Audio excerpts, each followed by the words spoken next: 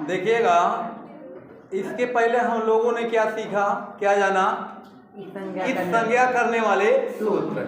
आज हम लोग देखेंगे, जानेंगे कि संस्कृत और साहित्य, संस्कृत और साहित्य यानी संस्कृत किसे कहते हैं और साहित्य किसे कहते हैं, उसी के बारे में आज हम लोग जानेंगे। यानी साहित्य का कितना बड़ा भाग है, इसके कितने भेद हैं, और संस्कृत किसे कहते हैं, इसी के बारे में हम लोग क्या करेंगे, आज बातचीत करेंगे। देखिएगा, ध्यान दीजिएगा। पहले बात आती है संस्कृत की। किसकी बात आई? संस्कृत की। यानी संस्कृत कहते किसे हैं और संस्कृत किन किन शब्दों से मिलकर बना है। तो ध्यान दीजिएगा भैया, देखिएगा संस्कृत में सम है, सम है, उपसर्ग है, और यहाँ ध्यान दीजिएगा सुट का आगम हुआ। किसका आगम हुआ है? सुट का आगम हुआ है, सुट का आगम हुआ है। और यहीं पर डुक्रिय है। कौन धातु है? डुक्रिय धातु है। और आगे जो है कत प्रत्यय है। कौन सा प्रत्यय है? कत प्रत्यय। देखिएगा संस्कृत यानी 4 शब्दों से मिलकर बना है, मुख्य 3 है, लेकिन वहां पर सुट क्या हुआ है? आगम, सुट का आगम हुआ है। तो सम है, सुट है, और डुक्रिय और क्या है? कत प्रत्यय से मिलकर क्या बना है? संस्कृत। यानी डुक्री से देखिएगा डू का लोप, इसका लोप, फिर आगे का भी क्या हो जाएगा? लोप हो जाएगा। यहाँ देखिएगा इसका लोप हो जाएगा, क्या बचेगा? आधा सा बचेगा। तो बन क्या जाएगा हमारा? ये जो माँ है, माँ कहाँ चला जाएगा? ऊपर, यानी अनुस्वार बन जाएगा, जिससे भैया क्या हमारा निर्माण होगा? संस्कृत। तो संस्कृत किन किन शब्दों से मिलकर बना है? सम है, सम है, सुट है, डुक्री है, और क्या है? कत प्रत्यय से मिलकर क्या बना है? संस्कृत बना है। देखिएगा सुट का क्या हुआ है? आगम। अब देखिएगा संस्कृत कहते किसे हैं? संस्कृत का जो शाब्दिक अर्थ होता है उसका मतलब होता है परिमार्जित। क्या होता है? परिमार्जित। परिमार्जित का मतलब होता है परिमार्जित करना या परिष्कृत करना। क्या करना? परिष्कृत करना। यानी परिमार्जित करना या परिष्कृत करना ही क्या कहलाता है? संस्कृत कहलाता है। इसका मतलब ध्यान दीजिएगा, इसका मतलब होता है शुद्ध करना। क्या करना भैया? शुद्ध करना। यानी वाक्य को जो हम शुद्ध करके लिखते हैं वही क्या है? परिमार्जित है, या उसी को क्या कहते हैं? परिष्कृत कहते हैं। उसी को क्या कहते हैं? संस्कृत कहते हैं। है भैया सबका ना। तो देखिएगा संस्कृत का शाब्दिक अर्थ क्या हो जाएगा? परिमार्जित करना या परिष्कृत करना, जिसको क्या कहते हैं? शुद्ध करना। करने को ही क्या कहते हैं? संस्कृत कहते हैं। अब आगे देखेंगे साहित्य किसे कहते हैं। देखिएगा भैया आगे है साहित्य। साहित्य में देखिएगा जो साहित्य शब्द बना है, इसमें साव्य है। क्या भैया है? साव्य, जिसका अर्थ होता है सा। क्या होता है? सा, जिसको साथ भी कहते हैं। ये है। इसके बाद इसमें धा धातु है। कौन सी धातु है? धा धातु है। और आगे कत प्रत्यय। कौन सा प्रत्यय है? कत प्रत्यय से मिल करके बनेगा सहित बनेगा। क्या बनेगा भैया? सहित बनेगा। और ध्यान दीजिएगा सहित शब्द है, और इसी सहित शब्द में स्नेह प्रत्यय लगेगा। कौन सा प्रत्यय? स्नेह प्रत्यय लगेगा। तो जिससे हमारा निर्माण क्या होगा? किस शब्द का निर्माण हुआ? साहित्य, यानी साहित्यम बना। तो इसकी यानी देखिएगा साहित्य किन किन शब्दों से मिलकर बना है? सा है, धा है, और क्या है? कत प्रत्यय, जिससे निर्माण क्या हुआ? सहित प्राप्त हुआ। सहित में कौन सा प्रत्यय लगा? स्नेह प्रत्यय लगा। स्नेह प्रत्यय लगने पर किस शब्द का निर्माण हुआ? साहित्यम, यानी साहित्य का निर्माण हुआ। इतना है ना।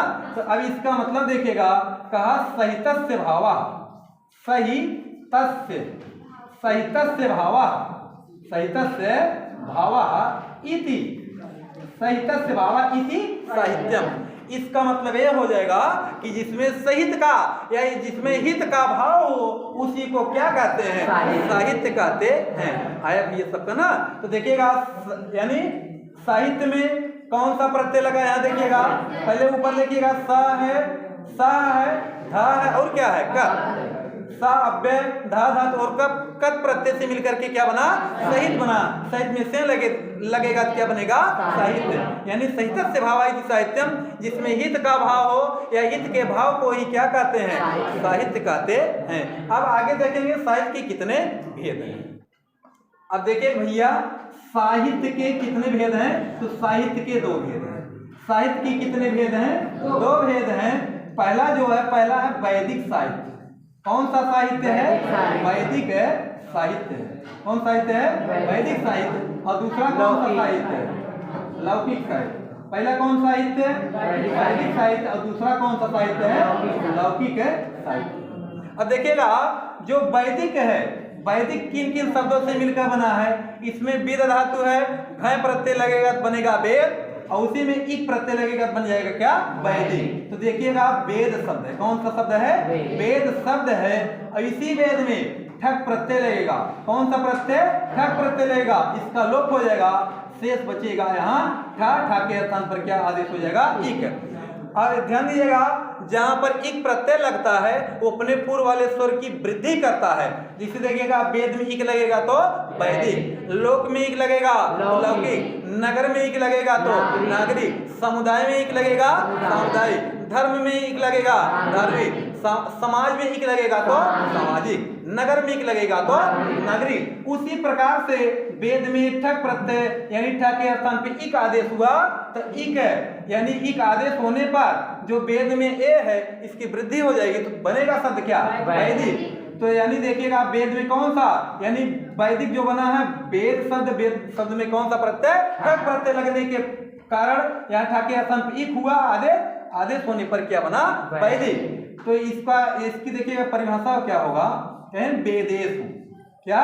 वेदेषु विहिता, वेदेषु विहिता इति, वेदेषु विहिता इति वैदिका। आई भैया ना, तो ध्यान दीजिएगा, यानी कहा वेदेषु विहिता इति वैदिका। कहें जो साहित्य कहाँ व्याप्त हो? वेदों में व्याप्त हो। वेदे सप्तमी बहुवचन ना, तो कहा जो साहित्य कहाँ व्याप्त हो? वेदों में व्याप्त हो। उस साहित्य को कौन सा साहित्य कहते हैं? वैदिक साहित्य कहते हैं।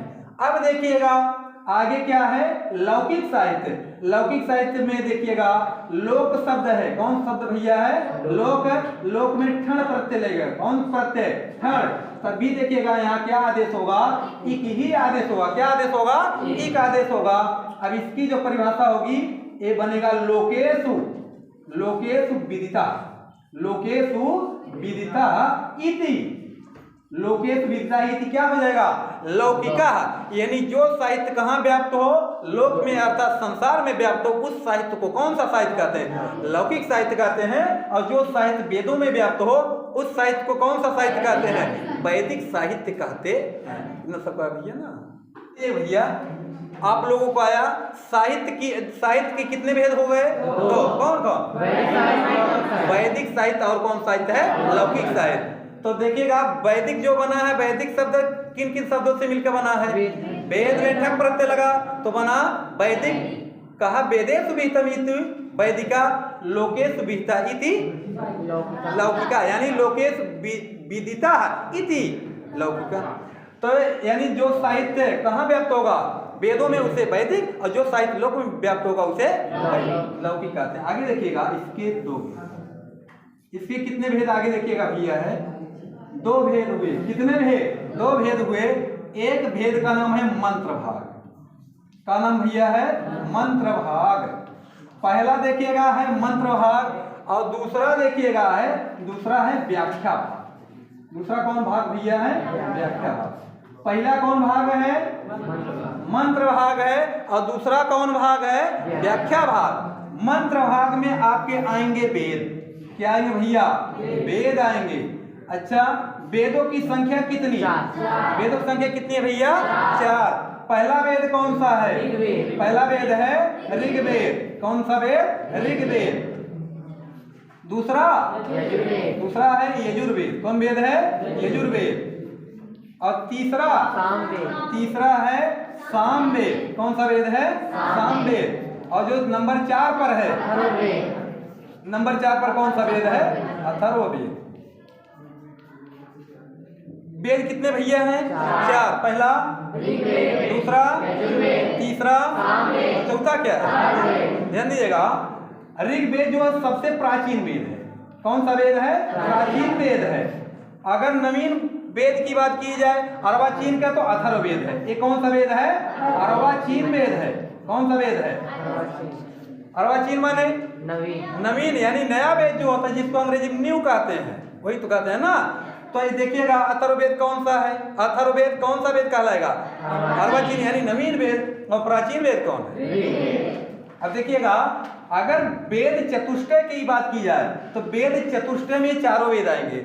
वेद चतुष्टय, चतुष्टय वेद चतुष्टय की बात की जाए कितने वेद आएंगे, चारों वेद आएंगे। अगर वेदत्रयी, वेदत्रयी की बात की जाए कितने वेद आएंगे भैया, 3 वेद। किसके अंतर्गत, वेदत्रयी यानी त्रयी ग्रंथ आगे बताए जाएंगे। तो ध्यान दीजिएगा वेदत्रयी में कितने वेद हैं, 3 वेद। कौन कौन, ऋग्वेद, यजुर्वेद, सामवेद। अथर्ववेद जो है ये वेद चतुष्टय के अंतर्गत आएगा। अब ये ना ध्यान दीजिएगा ये जो 3 वेद हैं कौन कौन, ऋग्वेद, यजुर्वेद, सामवेद, ये जो 3 वेद हैं इसके जो संकलन करता है, कौन करता, संकलन करता, संकलन करता यानी तीनों वेद जो वेदत्रयी हैं, वेदत्रयी जो तीनों वेद हैं इसके संकलन करता महर्षि वेद व्यास है, महर्षि वेद व्यास,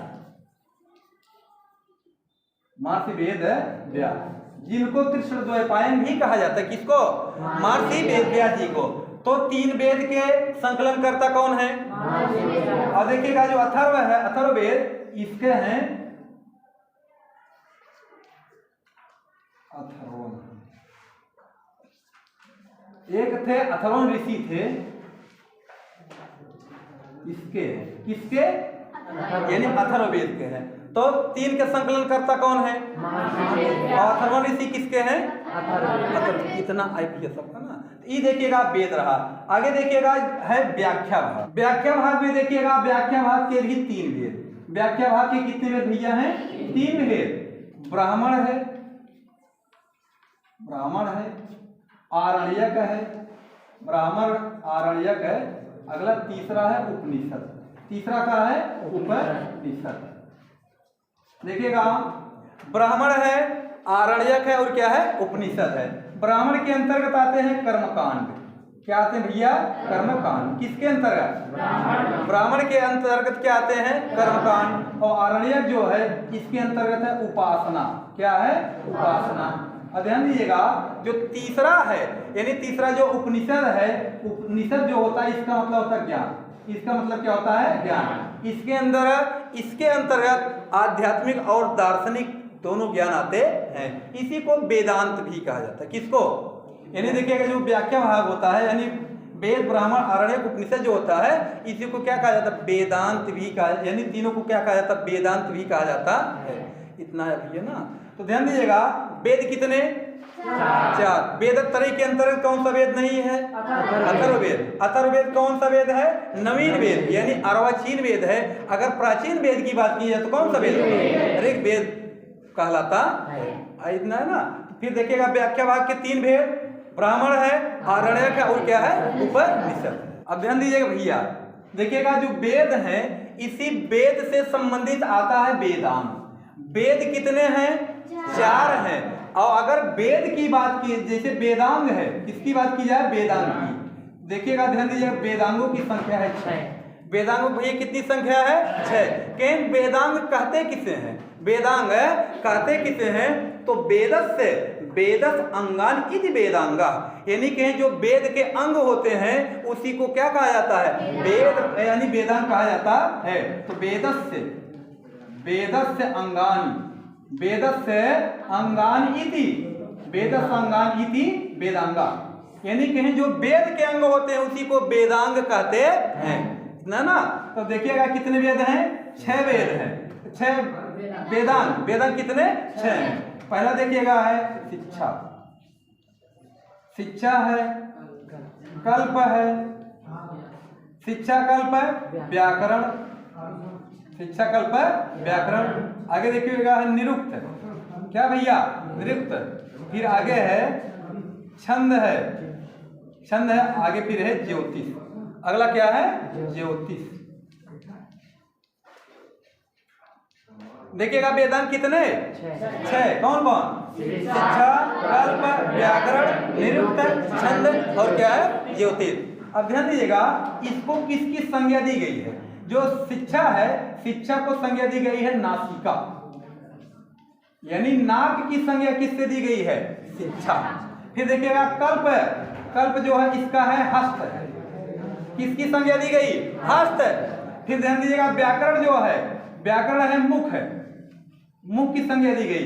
फिर आगे देखिएगा है निरुक्त, निरुक्त है में भैया कर्ण, कर्ण माने कान की संज्ञा दी गई। फिर आगे देखिएगा छंद, छंद माने पाद यानी जिसको चरण कहते हैं, पाद की संज्ञा दी गई। और ज्योतिष है, जो ज्योतिष है इसको दिया गया है नेत्र, किसकी संज्ञा दी गई? नेत्र। इतना है भैया, आया सबको? तो वेदांग कितने? 6। देखिएगा वेदांग कहते किसे हैं? वेदस्य अंगानित वेदांगा, कहते जो वेद के अंग होते उसी को वेदांग कहते। अब देखिएगा आगे जो वेद है, वेद में पहला वेद कौन सा है? पहला कौन सा वेद है? ऋग्वेद। अब हम लोग देखेंगे कि ऋग्वेद में क्या क्या आते हैं। देखिए भैया, जो वेद में पहला कौन सा वेद है? ऋग्वेद। पहला वेद क्या है? ऋग्वेद।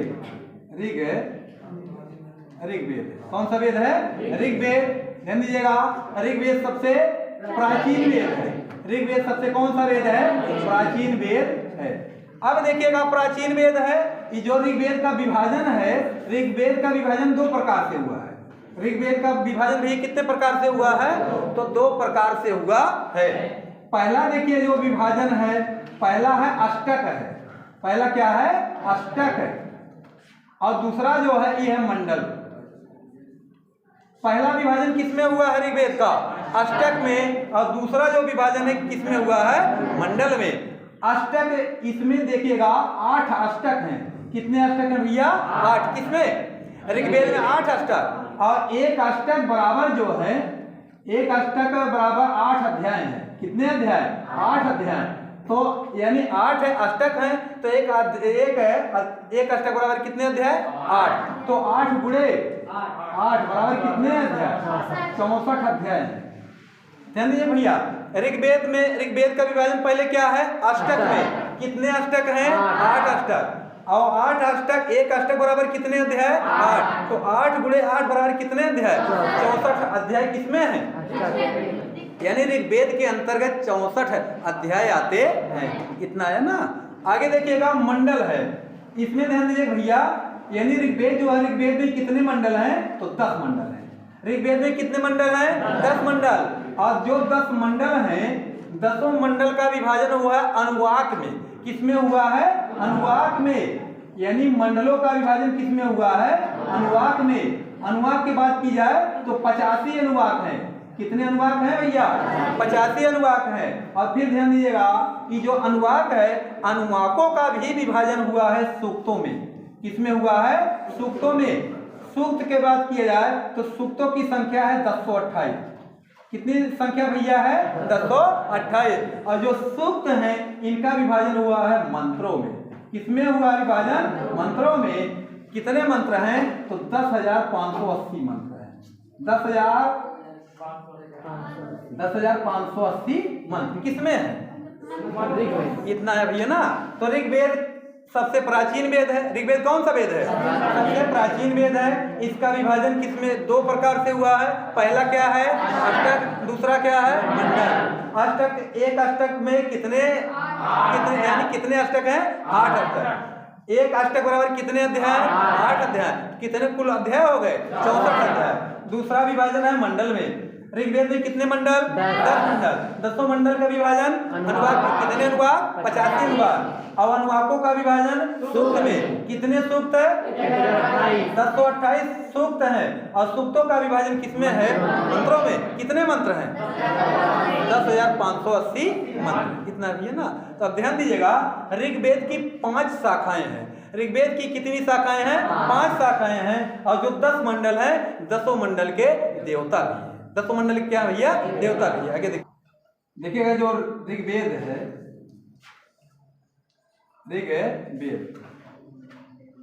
ऋग्वेद में कितने मंडल हैं? ऋग्वेद में कितने मंडल भैया हैं? 10 मंडल हैं। और इसका जो है शाखाएं कितनी है? कितनी शाखाएं हैं? 5 शाखाएं। कितनी शाखाएं हैं? 5 शाखाएं। ध्यान दीजिएगा, जो 5 शाखाएं देखिएगा है, साकल, साकल है, वास्कल, साकल है, वास्कल, साकल वास्कल। अगला है आश्वलायन। क्या है? आश्वलायन।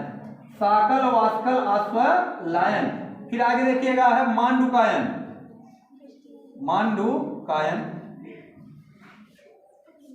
उसके बाद है सांखायन।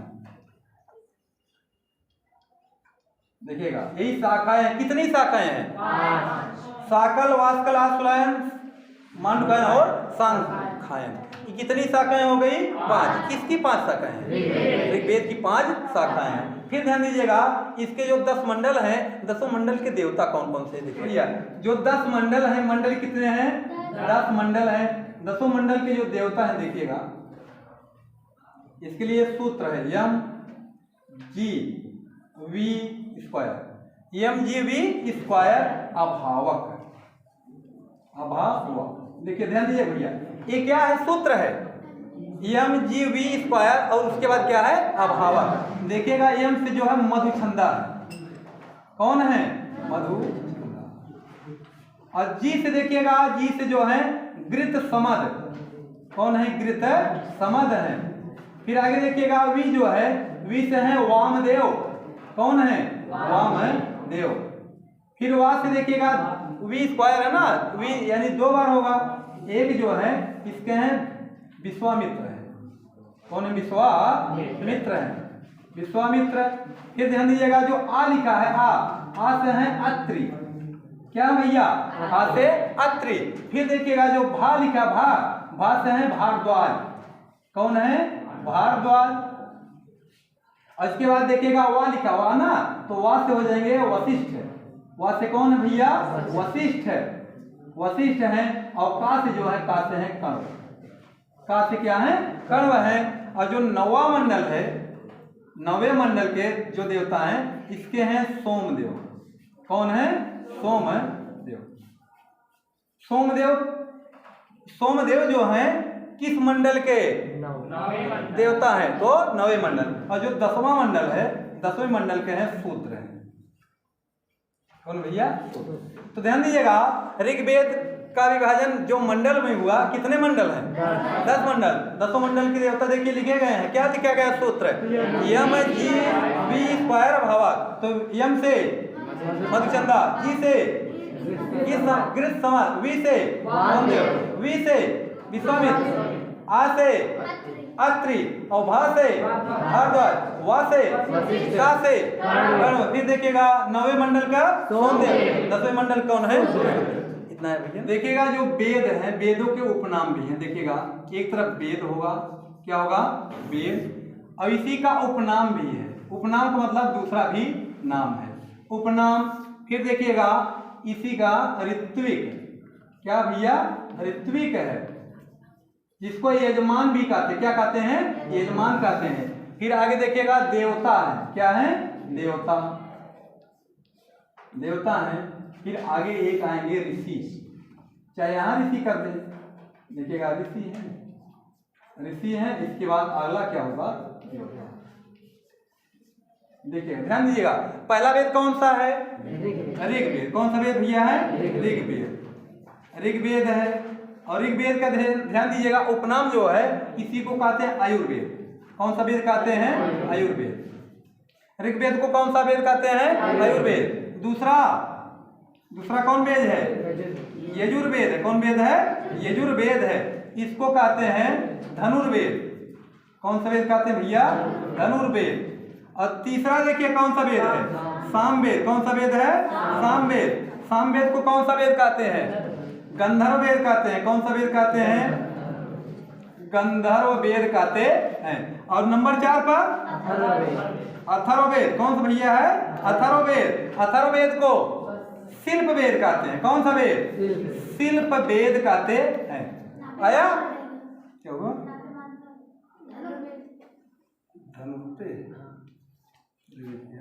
ध्यान दीजिएगा, देखिएगा ऋग्वेद का उपनाम आयुर्वेद, यजुर्वेद का दूसरा नाम धनुर्वेद, सामवेद का गंधर्ववेद, अथर्ववेद का शिल्पवेद उपनाम है। आगे देखिएगा ऋत्विक, यानी इसको जो कराते हैं यजमान, जो आयुर्वेद होता है, यानी ऋग्वेद को होत्री। क्या होता भैया? होत्री या होता भी कहते हैं, होत्री या होता। दूसरा का होत्रिया होता हो गया पहला, और दूसरा है, दूसरा देखिएगा अध्वर्यु है। दूसरा क्या है? अध्वर्यु है। और तीसरा जो है उद्गाता। तीसरा क्या है? उद्गाता। और चौथा जो है, चौथा ब्रह्मा। चौथा का भैया ब्रह्मा। तो ध्यान दीजिएगा, जो ऋग्वेद का ऋत्विक उसे क्या कहेंगे? होत्रिया होता। यजुर्वेद का अध्वर्यु, और सामवेद का उद्गाता, अथर्ववेद का ब्रह्मा कहते हैं। और फिर ध्यान दीजिएगा, ऋषि महर्षि पैल है, वैशंपायन है, वैशंपायन है। फिर आगे जैमिनी है। कौन है? जैमिनी। जैमिनी है। फिर अगले जो है, अगले हैं सुमंतु। कौन भैया है? सुमंतु। ये देखिएगा क्या है? ऋषि हैं किसके? चारों वेद के। देवता में बात किया जाए तो इसका जो है अग्नि है। इसके देवता कौन है? अग्नि है। वैशंपायन यानी दूसरा जो यजुर्वेद है, इसका है वायु। कौन है? वायु। तीसरा आदित्य का जाता। आदित्य माने होता है सूर्य। क्या होता है? सूर्य। फिर अगला जो चौथा है, उसके हैं सोम। सोम माने चंद्रमा।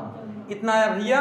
तो ध्यान दीजिएगा, जो वेद हैं, वेदों का उपनाम देखे हैं। उसके बाद ऋत्विक, जिसे यजमान भी कहते हैं। आगे ऋषि हैं, और फिर क्या है? देवता। ये जो साहित्य हम लोग पढ़े, किस साहित्य के अंतर्गत पढ़े? वैदिक, यानी संस्कृत के दो भेद हुए ना, वैदिक साहित्य और दूसरा क्या हुआ? लौकिक। तो हम लोग किसका अध्ययन किए? वैदिक का। अब इसके बाद हम लोग अध्ययन करेंगे लौकिक साहित्य, यानी लौकिक साहित्य में क्या क्या है उसके बारे में हम लोग जानेंगे।